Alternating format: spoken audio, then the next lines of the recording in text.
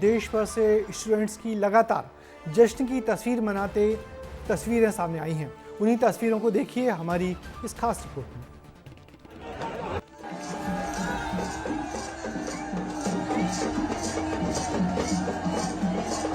जंतर मंतर पर प्रोटेस्ट अब खत्म हो चुका है, लेकिन देश भर में जश्न जारी है।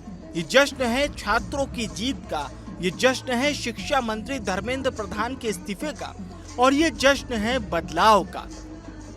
मध्य प्रदेश, छत्तीसगढ़, कर्नाटक, तमिलनाडु और उत्तर प्रदेश समेत देश के कई राज्यों में प्रधान के इस्तीफे की खबर के बाद जश्न का माहौल देखने को मिला।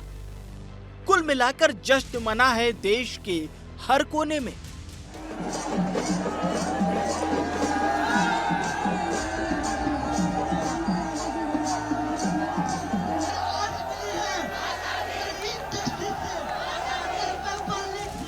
नीट यूजी 2026 की मूल परीक्षा 3 मई 2026 को हुई थी, जिसमें 22 लाख बच्चे अपने भविष्य के लिए बैठे थे।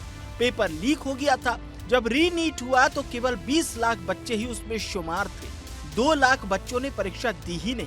लाखों बच्चों का ये साल बर्बाद हो गया।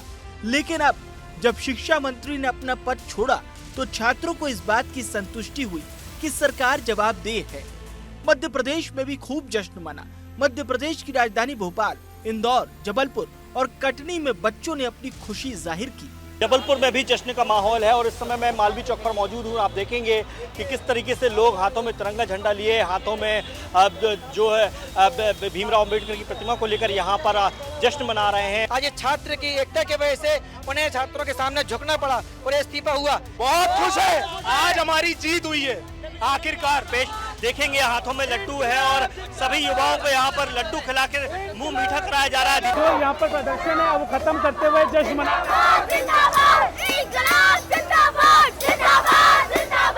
भारत माता की जय, भारत माता की। जो हमारे 21 भाई बहन शहीद हुए थे, ये उनको सबसे बड़ी श्रद्धांजलि है। ये रोशनपुरा चौराहे की तस्वीरें हैं भोपाल की, जहां पर केंद्रीय मंत्री जो शिक्षा मंत्री धर्मेंद्र प्रधान, उनके इस्तीफे के बाद यहां पर जश्न शुरू हो चुका है। ये छात्रों की जीत है, हर उस छात्र की जीत है जिसका पेपर लीक हुआ था। मध्य प्रदेश के अलावा छत्तीसगढ़ में भी जश्न का माहौल देखने को मिला। दिल्ली में जिस तरीके से जश्न मनाया जा रहा है, वैसे ही जो है बस्तर में भी इस वक्त जश्न मनाया गया। और ये युवा आपको दिखाई दे रहे होंगे, 2 दिन से भूख हड़ताल में बैठे हुए थे। 2 दिन से दिन रात ये जो है भूख हड़ताल कर रहे थे और सिर्फ एक ही कारण था कि शिक्षा मंत्री धर्मेंद्र प्रधान का इस्तीफा। छात्र शक्ति की जीत हुई है और बहुत बड़ी जीत है छात्र शक्ति की। धर्मेंद्र प्रधान का इस्तीफा ये बाकी लोगों पे डर बना के रखेगा कि हमको काम सही से करना है, वरना आगे और छात्र बोलेगा और आगे और लोगों का इस्तीफा हो। मुझसे पार्टी चल रही है और हम भी इस पार्टी में शामिल हो गए हैं, क्योंकि छात्रों का जश्न है तो हम भी शामिल हो गए। और हमारे साथ कुछ ऐसे छात्र हैं जो घरों से लड़ के यहाँ पहुँचे हैं, जिन्होंने घरों से लड़ के प्रदर्शन किया और घरों से लड़ के अब जीतना जश्न भी मनाने पहुंचा। देखिए, छात्रों को न्याय तो मिला है जिन्होंने अपनी जान गंवाई थी, बट सरकार को इस चीज़ की अकाउंटेबिलिटी लेनी चाहिए कि फ्यूचर में ऐसा ना हो, क्योंकि नीट एक बहुत टफ एग्जाम है। और बहुत ज़्यादा खुश हैं। सोनम वांगचुक जी भी रिहा हो चुके हैं, धर्मेंद्र प्रधान जी भी अपना इस्तीफा दे चुके हैं। तो जश्न की इस खबरों के बाद अब हम बात करते हैं हमारे संवाददाता अमृत तिवारी से, जो दिल्ली के जंतर मंतर पर मौजूद हैं। चलिए सीधे उनका रुख करते हैं। अब सबसे पहले तो ये बताइए कि अब क्या माहौल है दिल्ली का? कुछ गर्मी कम हुई कि नहीं, या छात्रों का जश्न अभी तक जारी है या फिर सब लौट गए?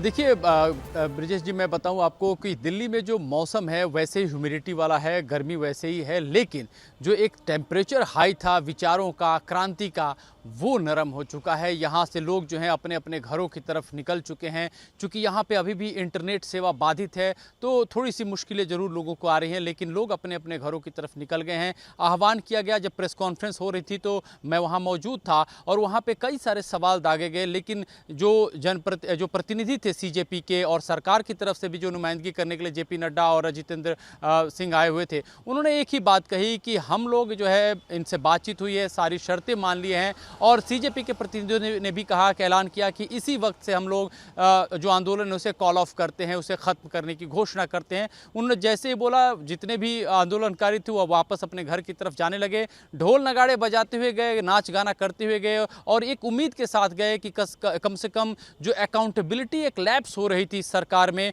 वो अब सरकार उसको संभालेगी। उनकी तरफ से ये कहना था कि जो हमारा लोकतंत्र है, जो हमारी जमहूरियत है, इसमें जो देखा जा रहा था कि विपक्ष कमजोर है, लेकिन उनका ये कहना था कि अब सरकार को लगेगा कि विपक्ष जनता ही आपने है। बड़ी बात अगर कही आप कि सही सरकार को अकाउंटेबिलिटी, जवाबदेही का सबक तो इन नए युवाओं ने सरकार को सिखाई दिया। मगर एक चीज़ मैं आपसे और पूछना चाहूँगा कि हर पत्रकार के जीवन में एक बड़ा मौका आता है जब ऐसे बड़े कवरेज पे होता है, तो हम लोगों को तो आपको देख के बहुत ईर्ष्या हो रही थी कि हम लोग मौके पे क्यों नहीं है, ग्राउंड पे क्यों नहीं है। मगर आप जो ग्राउंड पे थे और आपने वहाँ जो कुछ देखा और आपने पहले भी कुछ देखा होगा, तो पुराने अनुभव और इस अनुभव में आपने इस बार क्या कुछ नया देखा? अब ब्रिजेश जी देखिए, मैंने जो ज़्यादा आपसे तो कम ही अनुभव है मैंने अन्ना वाला आंदोलन देखा था और लगातार उसके पहले जो प्रोटेस्ट चल रहे थे, जैसे आप देखे कॉमनवेल्थ गेम्स घोटाले को लेकर के भी मैंने उस दौर से देखा था, जब पहला जो मार्च चला था जंतर मंतर से लेकर के रामलीला मैदान तक, जिसमें अग्निवेश से लेकर के किरण बेदी से लेकर अरविंद केजरीवाल थे, वहाँ से लेकर के जो रामलीला का जो आंदोलन था वहाँ तक देखा था और अभी इस आंदोलन को देखा। फ़र्क इसमें मैंने ये देखा कि पहले जो आंदोलन था उस समय जो आंदोलन में जो खड़ी पीढ़ी थी, हमारी पीढ़ी थी, उसमें वो एक मुद्दा था, लोकपाल का मुद्दा था, जो एक ऐसा मुद्दा था जिसको सभी चाहते थे कि अकाउंटेबिलिटी बने, भ्रष्टाचार बने। और भ्रष्टाचार जैसे मामले को लेकर बहुत सारा कुछ अब्स्ट्रैक्ट भी था, कुछ कल्पनाएं भी थी कि कैसा होगा कैसा नहीं होगा। तो दर्द जो वहाँ पे विचारधारा बहुत ज़्यादा वैचारिक चीज़ें बड़ी थी। इसमें सीधे लोगों को टच क्या किया कि नीट का पेपर लीक हो जा रहा है, परीक्षाएं लीक हो जा रही हैं। तो यहाँ पे पेरेंट्स भी ज़्यादातर चिंतित हुए कि भाई हमारे बच्चों का क्या होगा। वो सीधे अटैक किया। आपके साथ हमारे एक दूसरे साथी अनमोल भी हैं और उन्होंने भी आपके साथ कंधे से कंधा मिला के इस पूरे कवरेज को देखा है। हम उनसे भी बात करना चाहिए, क्या आपके पास हैं, वो आपके साथ हैं? जी, मैं तारुफ कराऊंगा, हमारे साथी अनमोल हैं, ये जेनजी हैं, इन्हीं की उम्र के सारे लोग थे। और कमाल की बात ये है, मैं तो आपको सुबह से शाम तक दिखता था, रात में जो है इन्होंने रिपोर्टिंग की। आप ये बताइए, चूंकि ब्रिजेश जी वहाँ बैठे हैं, उनको ईर्ष्या हो रही है क्योंकि वो बड़े खूंखार जो है पत्रकार रहे हैं, दिल्ली के गलियारों में भी उनकी चर्चा होती रही है। आपने जो है महसूस क्या किया? आपके लिए पहला कवरेज था इस तरह का जो आपने कवर किया और इसके आप साक्षी बने हैं। बिल्कुल, देखिए अमृत जी, क्योंकि ये जो प्रोटेस्ट शुरू हुआ था अकाउंटेबिलिटी के ही मुद्दे पर शुरू हुआ था और अकाउंटेबिलिटी फिक्स कर दी गई। छात्र इसी बात से संतुष्ट हैं जब वो घर वापस जा रहे थे।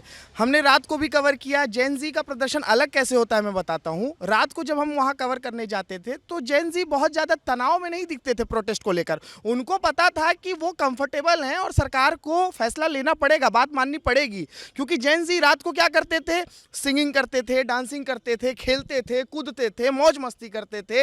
एकता अखंडता की हमेशा बात होती है देश में। इस प्रोटेस्ट ने यह भी दिखाया कि देश के युवा जो हैं वो एक हैं, देश के युवाओं में शक्ति है। अगर वो कुछ ठान ले तो बहुत कुछ बदल सकता है। जी बिल्कुल, ये एक बड़ी बात जो हम लोगों ने देखी, आप दोनों को बताना चाहूंगा कि हम जो दूर बैठे लोगों ने देखी कि वो विरोध कितने नए नए तरीके और कितने इनोवेटिव तरीके से हो सकता है, ये हम लोगों ने आपकी रिपोर्ट के मार्फत देखी। तो निश्चित ही आप लोगों ने अपनी ज़िंदगी का एक बड़ा अनुभव हासिल किया है। तो ऐसे ही और उम्मीद और अनुभव आप दोनों को हासिल होते रहे, इसकी आप दोनों को बहुत शुभकामनाएं। आप दोनों लोगों ने बहुत मेहनत की और आप दोनों को बहुत बहुत शुक्रिया।